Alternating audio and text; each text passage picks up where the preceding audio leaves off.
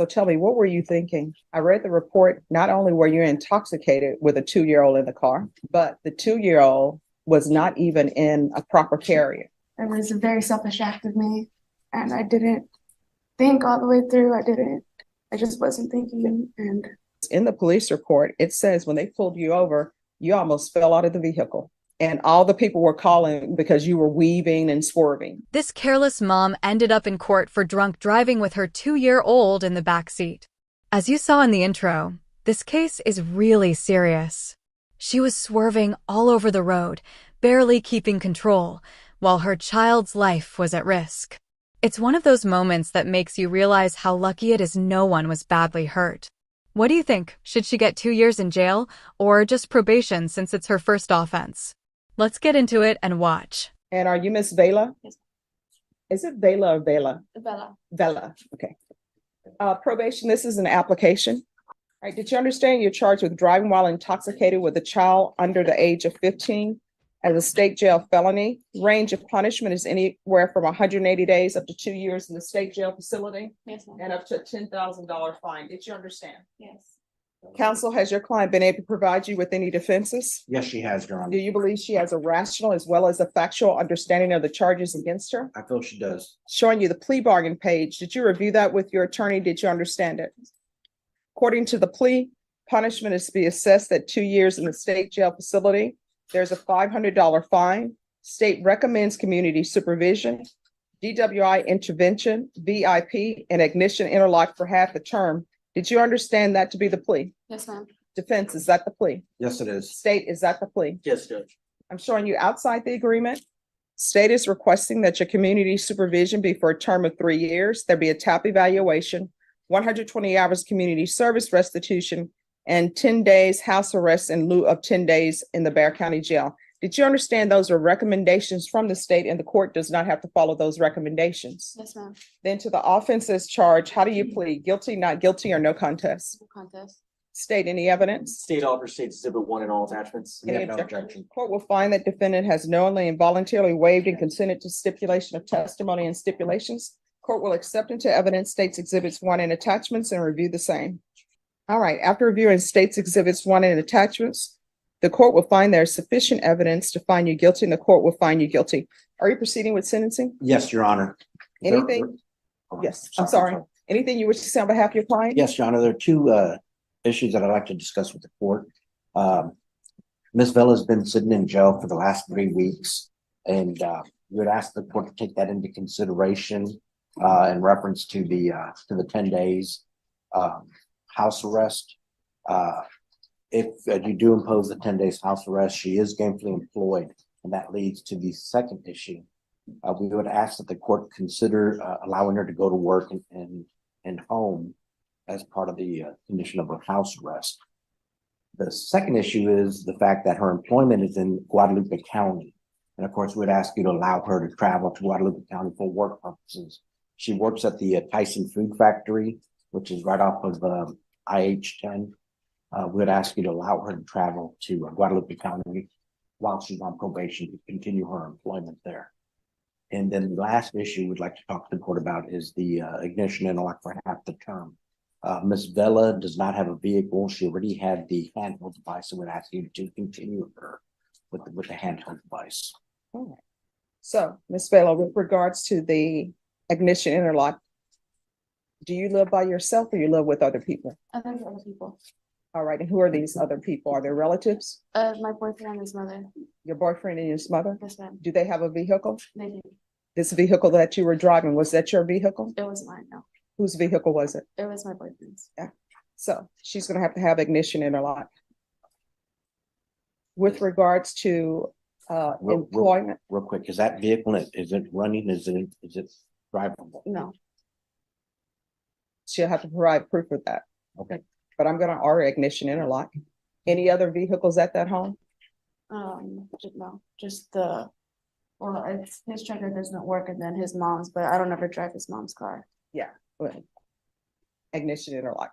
Judge, the mother is here if you'd like to admonish her about her using the vehicle. No, I mean, if a vehicle is sitting in the driveway, it has to have ignition interlock on it. The ignition interlock should be the last thing on this woman's mind right now. She's in court for drunk driving with a toddler in the car, but she's worried about whether a breathalyzer will be put in her vehicle. Really? That's the least of her problems. When the judge asks if there are other cars at her house, she first says no, then quickly changes her answer.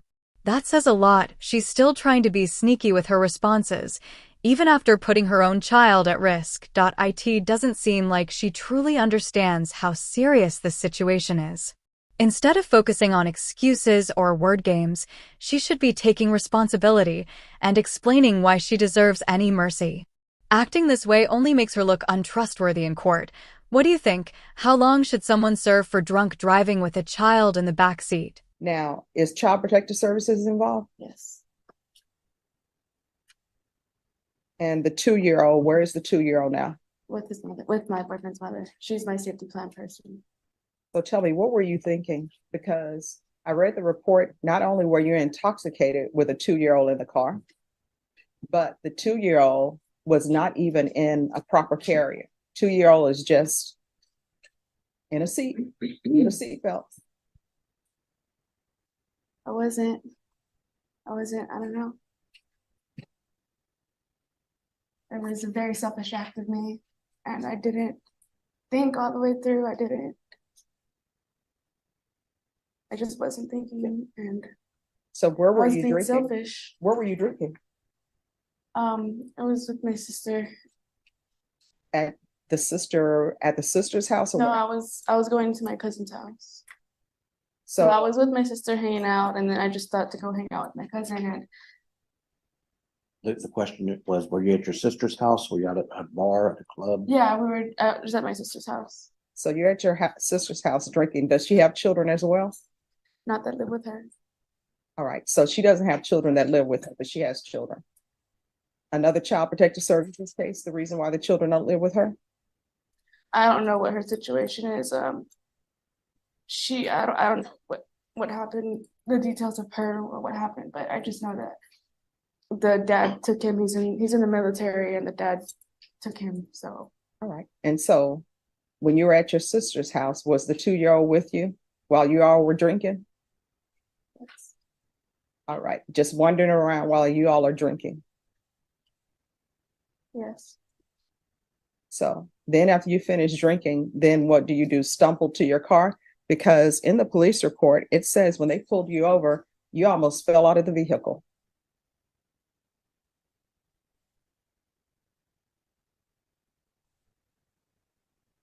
I don't think the judge is trying to make you I know, feel I- ashamed. She just wants you to realize that. Yeah.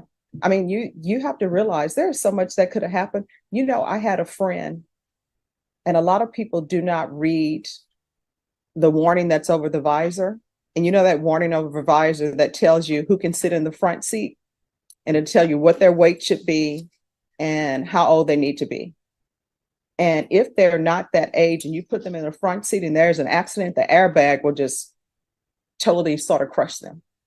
So my friend didn't pay attention to that, and her child was sitting in the front seat, and she wasn't driving intoxicated. And she felt so bad because her child ended up with scratches on the face. They had to take him to a surgeon to take care of the cuts to his face. But you're driving intoxicated, and you have a 2-year-old on the second passenger row that's not even in a proper car seat, just in a seatbelt. And all the people were calling because you were weaving and swerving. So how often are you drinking alcohol, and what are you drinking? Before it got to this point, it was quite a bit, maybe every other day. All right. So what do you know why you're drinking? What started you to drinking a lot? Judge, if I may, on her behalf, just to Sure. help get her going. Yeah. She did commence a 12-step program. She made it through the 6th step. And I think through going through that program, I think those reasons might become clearer to her. I know one of the first steps that she learned was having to accept responsibility for her behavior. When she did end up in jail, several family members were trying to get her out. And she took it upon herself to say, hey, look, first thing is I gotta accept responsibility. Leave it here. I'll go to court and deal with it. I don't know if she really. So is there any mental health issues that need to be addressed, any past trauma? And I'm not gonna ask you what the past trauma is, but is that something that needs to be addressed? Is there something like That that? is beyond my personal knowledge. Were you raised by your parents or no? I was, All I right. just, before I had like realized it was an issue, you know, I was just doing it selfishly. I don't know why, I don't know, I knew it was an issue. I had a drinking issue, but I didn't realize how much of an issue it was until all of this happened. And it took me to get to this point to realize that what I was doing wasn't right. And I have a son to raise and look after, and I wasn't putting him first. I really want to believe she's being honest, but something just feels off. She says there's no trauma or big reason behind her drinking, just selfishness. On one hand, that sounds more real than the usual "I don't know what I was doing" excuse. But on the other hand, it almost feels too perfect, like she's just saying what the judge wants to hear. There's no hesitation, no real emotion, just words. She says she wants to do better for her 2-year-old, which sounds good. But is that truly her motivation? Or is she only saying it because she knows she's facing 2 years in jail and wants to look good? The way she talks feels more like reading from a script than actually reflecting. There's a big difference between truly taking responsibility and just sounding like you are. If I were the judge, I'd be watching her closely. What do you think? Is she being genuine? All right. So you only have one child? So here's the thing. I'm gonna grant your application, but you're gonna have to start making choices. And sometimes the choices that we make means that certain people can no longer be in your life. If your sister is not gonna get her act together, she shouldn't be in your life. Because, for example, if you would have came to my home and there was a 2-year-old, I wouldn't have allowed people to just be drinking till they're intoxicated. I would have recognized certain things. And if I was not watching, you became intoxicated, I would have said, you're not leaving, I'm taking the keys. So you're going to have to see people as they are, not as you hope they will be, because you have a 2-year-old, and that 2-year-old can't decide and say, hey, mom, I'm not getting in the car with you, you're intoxicated. That 2-year-old is 100% dependent upon you so that they don't have any trauma in their life and so that they go on into adulthood. You understand? All right. This is what we're going to do. I'm going to sentence you to 2 years in the state jail facility. It will be suspended and probated for 3 years. There's a $500 fine that will be probated. Going to do the DWI intervention and education course. Ignition interlock for half the term. There's going to be a 2-year driver's license suspension. 120 hours of community service restitution. I know that Child Protective Services is probably making you do parenting classes. If they're not, you're going to do them. Once you completed parenting classes, the community service hours will be deemed satisfied. Thank you, Judge. There's going to be 30 days partial GPS for employment. I'll ask that the fees be waived or deferred. There's to be regular reporting by Zoom or in person, regular random UAs, make sure they test for alcohol. We'll do a TAP evaluation that can be out of custody. If you miss that TAP evaluation appointment, a warrant may be issued for your arrest because that's going to be a violation of your probation, or it may end up with you spending time at the Bexar County Jail and having them do the TAP there. You understand? Yes, ma'am. And I'm doing the 30 days partial GPS in lieu of the 10 days in the Bexar County Jail. And the reason why I'm doing it is because I know that the Bexar County Jail, 1, has too many inmates. 2, there are health issues there. 3, there's issues with the facilities, the actual maintenance and upkeep. All right. All right. Is there anything else you need from the court? You need to say yes or no. All right, good luck to you. Thank you, Judge. You're welcome. Maybe I'm being too critical, but this woman honestly came off as smug at times. It wasn't just what she said, it was also the silence. The judge would ask her a direct question, and she'd just sit there without answering. That's not how you convince anyone you've changed, especially after a DUI with your child in the car, and somehow, she still got probation. Most people wouldn't get that lucky. But fast forward 9 months, she's caught driving again, this time without a valid license. It's like she didn't learn anything. First it was drunk driving, now it's flat out ignoring the court's rules. That doesn't look like someone trying to improve, it looks like someone hoping the system forgets about them. Now Judge Boyd has to deal with her all over again. And honestly, I'm curious to see how this one plays out. Bella operated a vehicle without a valid Texas driver's license in violation of condition number 12. How do you plead to that? True or not true? Your Honor, the statement is on the violations. Any objections? We have no objections, Your Honor. Did you understand by pleading true to violation of condition number 12, the court could find it true, grant the motion, and sentence you to 2 years in the state jail facility Yes, ma'am. and a $500 fine? All right, we're on the record. Don't approach the clerk while we're on the record. All right, don't approach while we're on the record. All right. Knowing that, do you still wish to plead true to violation of condition number 12? Court will find violation of condition number 12 true. All right. Why is she driving without a license?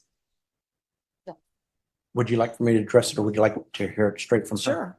Could you raise your right hand for me? Do you solemnly swear and affirm the testimony you give will be the truth and nothing but the truth, so help you God? Yes, ma'am. All right, you can lower your hand, state your name for the record. Annabelle Bella. Judge, she is a little nervous, so just Oh. just a little patient. Yeah, don't be nervous. Just tell me the truth. Why are you driving without a license? So I was with my friends. I know I wasn't supposed to be driving. She told me she wasn't feeling well. A couple years ago, she had fractured her spine and her tailbone, and it often causes her to have back problems where she can't walk or sit too long. So she asked me, is like, hey, like we're a couple minutes away, a couple miles away. Can you just finish out the drive, get us there, and then my boyfriend will drive us back, and then I can Uber you home from there. So I was like, I'm really not supposed to, but you know, you're not feeling well and we can't just sit on the side of the road. So I'll just finish out the drive and then that's it. Did somebody have a phone to call the boyfriend? She did, but he was at work and he was about to be off. So I don't know what, I didn't think of it at the time. So I just agreed. I was like, okay, I'll get us there. But then after that, I can't do no more because, you know, I can't be driving and she's aware that I can't be driving, but I'll help you out and I'll just get us there and that's it. And it was not far. I hadn't been driving long before the cop pulled us over. Well, see, the issue about it's not far is neither here nor there. You're not supposed to be driving, period. Yes, ma'am. And then you're driving and you don't have a license. And then you're driving and you're not insured. So if there were an accident and you're driving without a license and you hit somebody, you think anybody would care that, oh, it was just 2 blocks away? No, ma'am.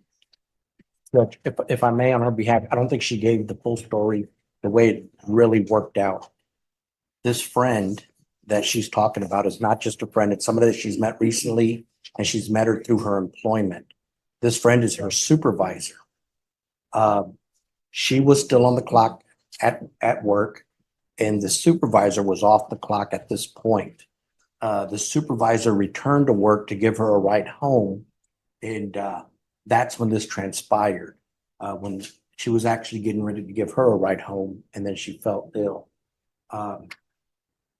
I had an opportunity to run her name through DPS. She is eligible for her driver's license, and we've talked about making arrangements to get her driver's license back. No occupational license is needed at this point.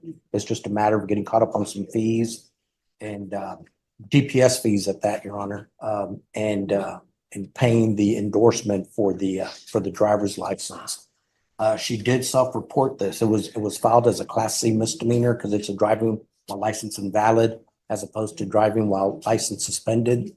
And she called me. I told her, bring it in. I'll help her take care of it. She reported to probation a day or two later, and she self-reported it to probation at that point.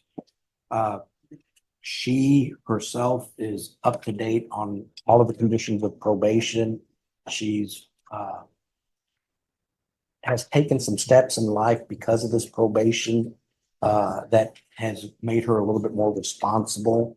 Not a little bit, a lot more responsible. Financially, she's making better decisions. On a personal level, she's making better decisions. And on the course here, she's trying to make some better decisions. I asked her what has happened and, what's causing you to do these things. And she said, to be honest, the judge spoke to me the last time and she talked to me about accountability and I'm, trying to be accountable. Thus the self-reporting and so forth. I don't want to speak out of line, Judge, but I do believe if she would have never said anything, chances are the ticket Class C would have been taken care of and nothing would have ever happened. And of course, she did self-report and let the probation department know that she did receive the ticket. All right, the court will deny the motion. Alternate amend conditions to include defensive driving. You're not supposed to drive without a license, period. I understand now that your attorney, we can go off the record. Your attorney explained that the person with you was your supervisor. So I can understand feeling pressure because it's your supervisor and you could end up getting fired. But you are not allowed to violate conditions of probation. You're not allowed to drive without a license. You understand? All right, good luck to you.